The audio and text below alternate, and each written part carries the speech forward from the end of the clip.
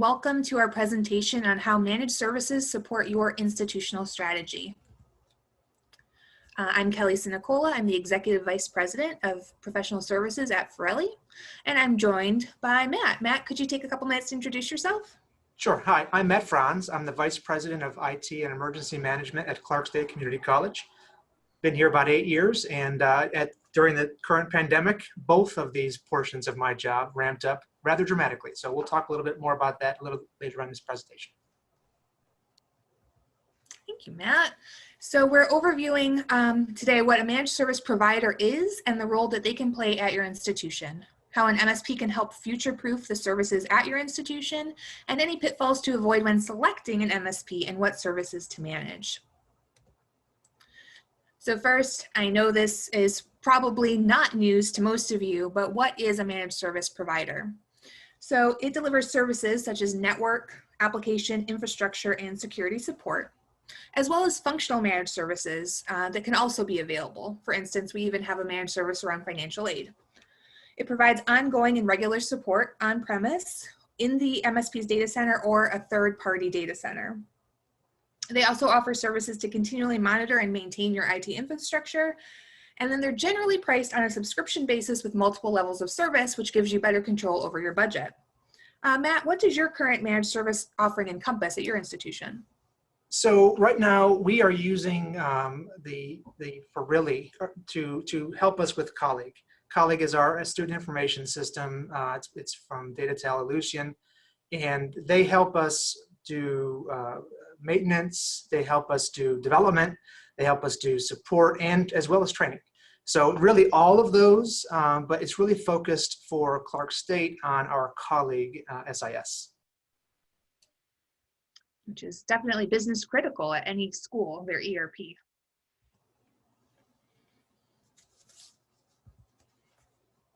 So why use a managed service provider? First of all, it frees up your team to focus on your institution's strategic goals and core competencies. So it increases the focus that you're able to have. It can decrease costs. I hear some grumbles already as I say that it's a cost reduction because generally these services aren't inexpensive. However, it can decrease costs related to labor or outage times and other costs that are associated in not keeping your infrastructure maintained. It also offers a predictable cost model, so you're able to easily budget over the course of the year. As I said, as long as your infrastructure is kept up, it can also increase stability. Generally, it improves downtime response because you have a whole team at that MSP monitoring your systems and at the ready to stand by and provide that support. Also, since you're providing maintenance and update to those systems that you might not carve away time in your day-to-day lives, there's a better chance that that system is going to stay up and stable.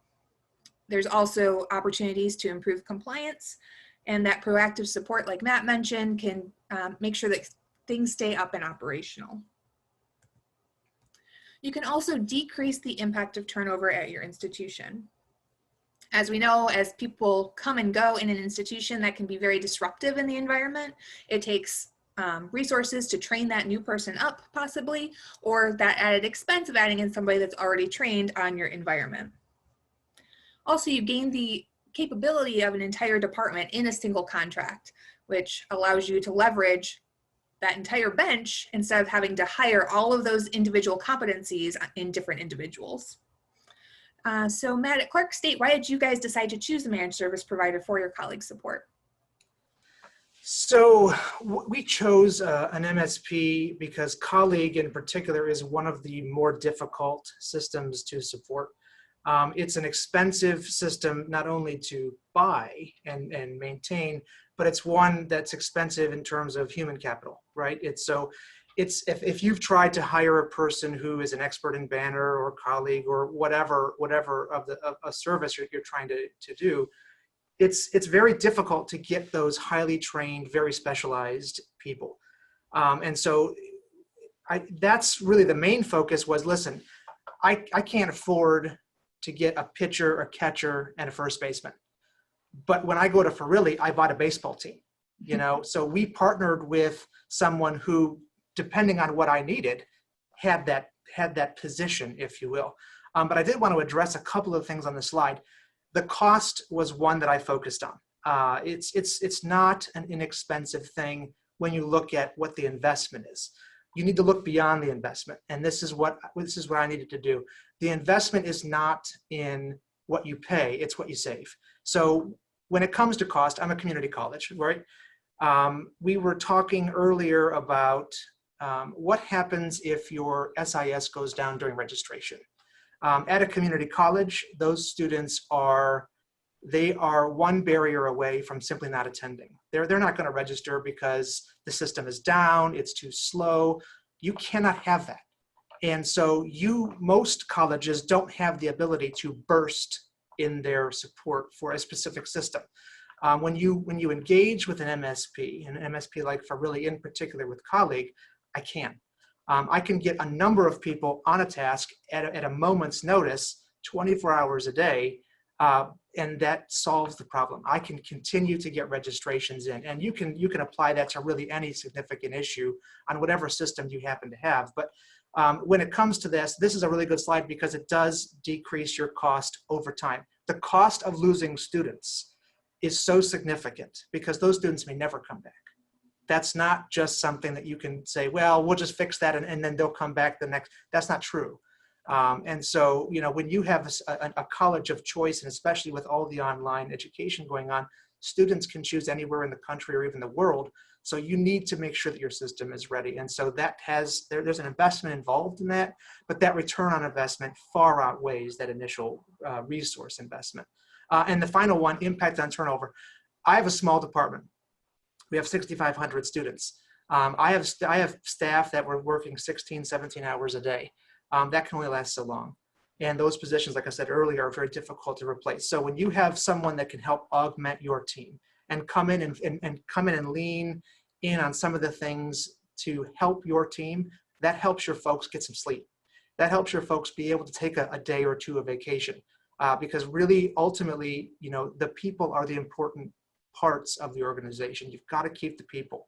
And so that's just a really quick, just kind of my story of why we chose to manage a managed service provider. It was a difficult decision. I had to go to the board and ask for the money to do it. But I can tell you right now that our board now knows the name of Farilli because we continue to produce reports to show them the value and to continue to push out those things that I could have never done by myself. Absolutely. And so what are the benefits for all of that cost investment? Well, it frees your team to focus on your institution's strategic goals and core competencies. Or as Matt just pointed out, it may let them focus on sleep and a little work-life balance, which I don't think that value can be overstated. It's important to develop a relationship with a partner. So in our case, when we partner with our clients, they're getting the experience of not just our interaction with Clark State, for example, but our interaction with institutions across the country.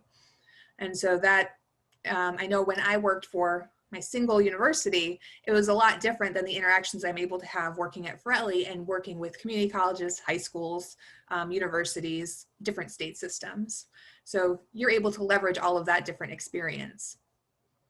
You also are able to enhance stability and improve your peace of mind, which also sometimes gains some more sleep as well, because our goal as an MSP is to take away some of those sleepless nights. And I know that's the goal of MSPs across the country as well.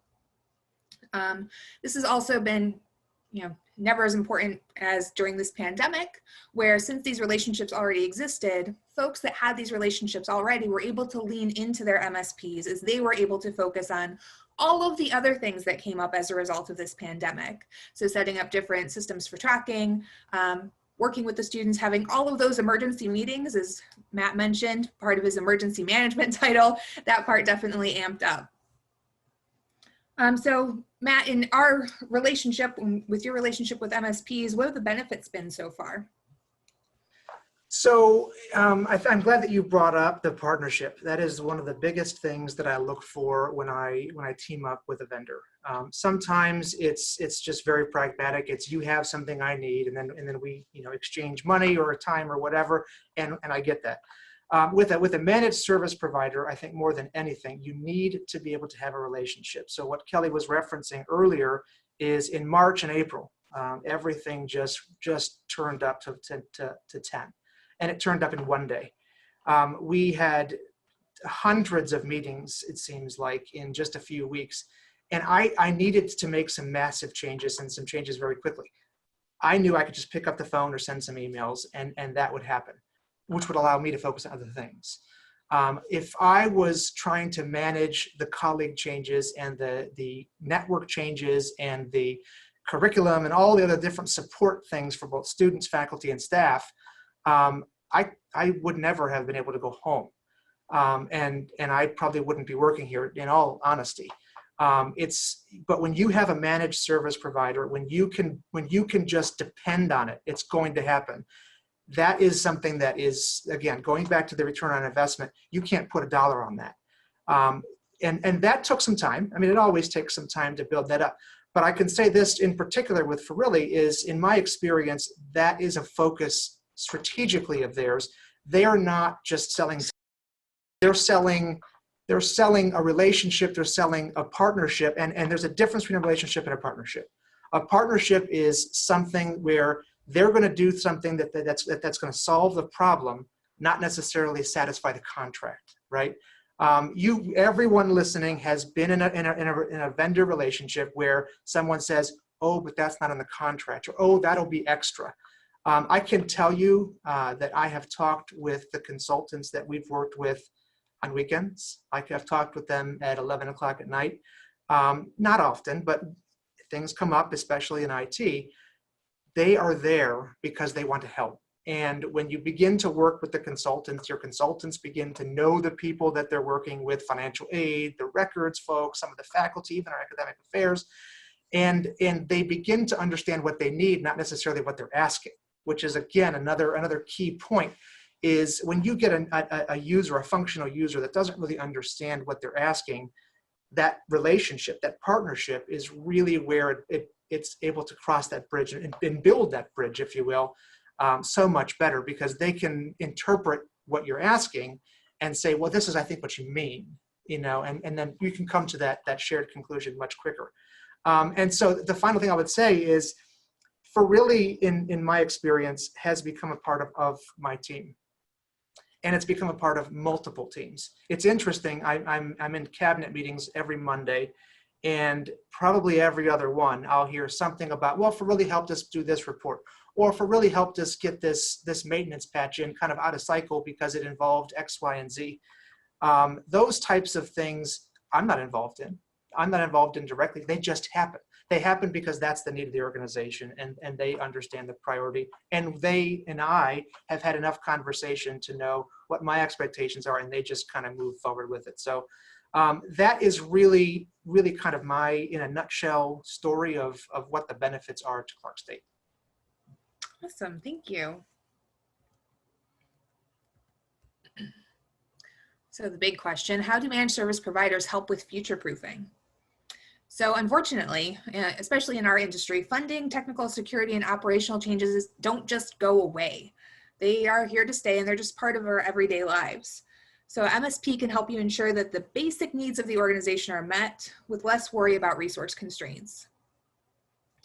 You can also keep in mind that the MSP will be training their staff on the newest and the greatest, because we want to keep up that relationship. We want to make sure that if Clark State comes with us with a question, it's something that we already know about, and it's something that we can act on. And that's an investment that we're making in our team. And as mentioned before, we also have the benefit of working with multiple organizations and being able to see what the best practices are for the different institutions that we support and serve. And in this case too, you have to realize that, we're just trying to keep up, and we're working to keep those lights on for you so you can focus on anything else that happens to come up, like curriculum support that Matt mentioned. So Matt, how has our partnership worked to help with future-proofing at Clark State?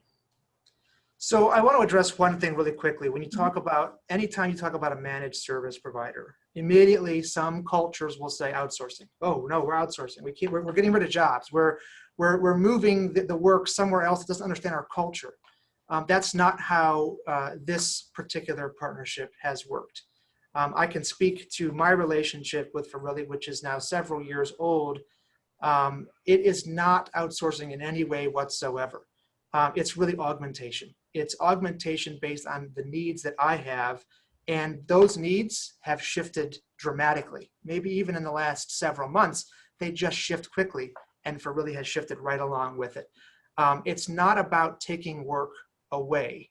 It's about doing more than we were able to do before. So for example, like I said, I've got a relatively small IT team. We have an enormous workload already. We have an enormous workload. We've got projects that are already in the pipeline. We have things that are planned. We need to keep those things going because they're still important. They're still critical. Well, with the whole pandemic, I have a whole nother set of projects that have to be done that are also priority and also critical. How am I supposed to do that? How am I supposed to do those projects with the same number of people if I don't have a partner who can work alongside me, who I can, from a strategic standpoint, ensure that both the projects that I'm working on and those additional projects are still going in the same direction. They're still meeting my strategic plan. That's what a valuable MSP is.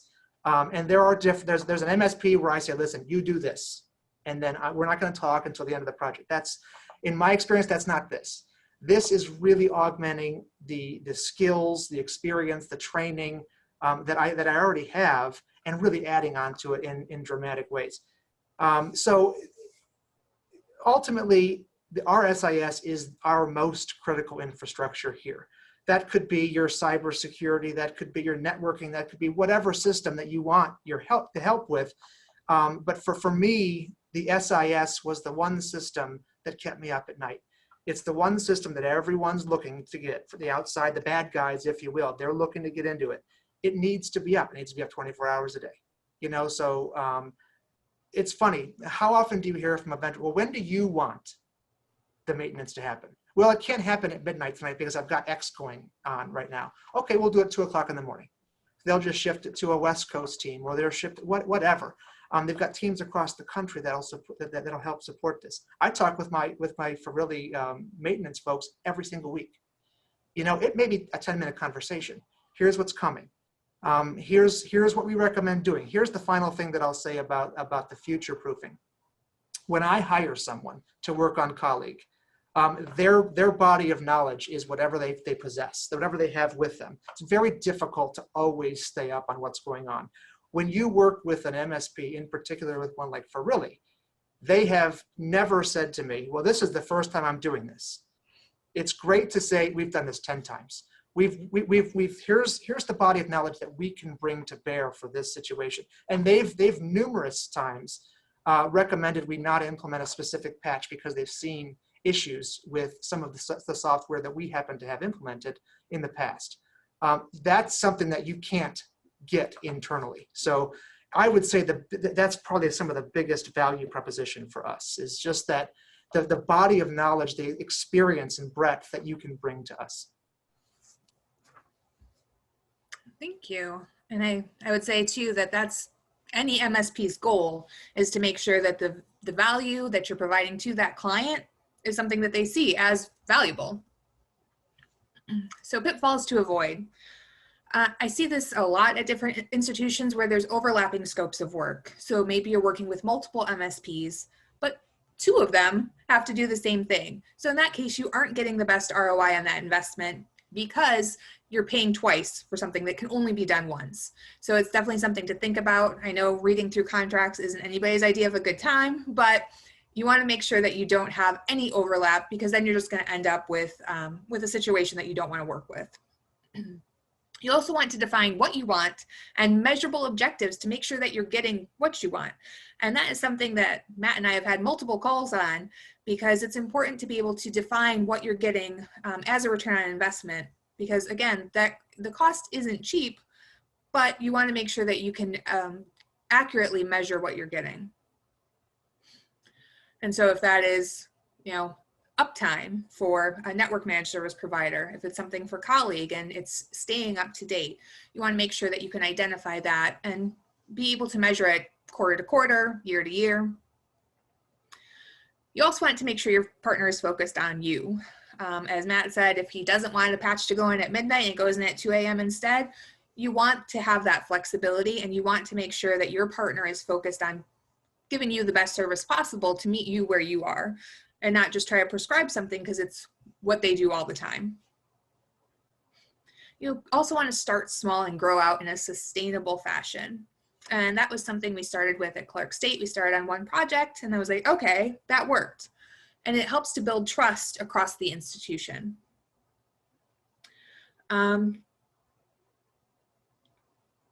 Just to know, MSPs are not one size fits all. So make sure that the solution that they're prescribing to you actually fits your needs and fixes what you think is broken at your institution. Matt, any other pitfalls that you can think of as you've been looking for MSPs? I would say there is a lot of, yeah, we can do that. Mm-hmm. And what will happen is, what they mean is, yeah, we'll probably try and find someone that can do that.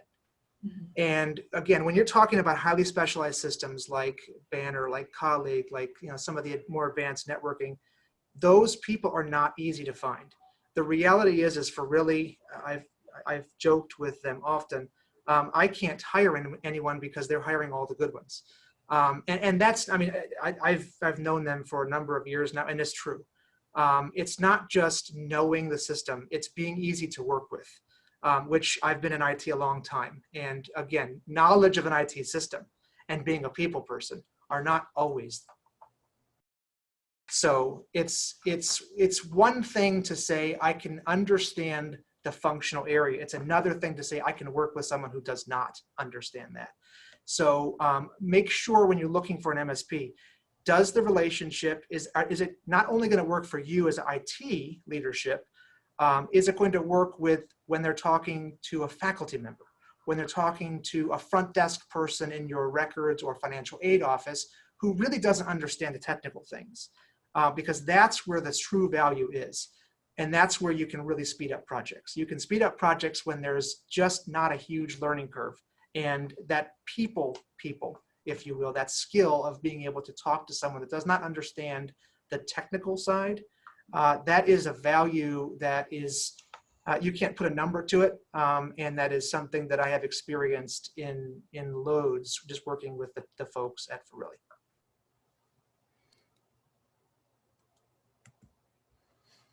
Thank you everybody for listening and watching our presentation. If you do want any additional information, feel free to reach out to us at info@ferrilli.com or at the 888 line. We appreciate everyone's time and we hope you have a great EDUCAUSE.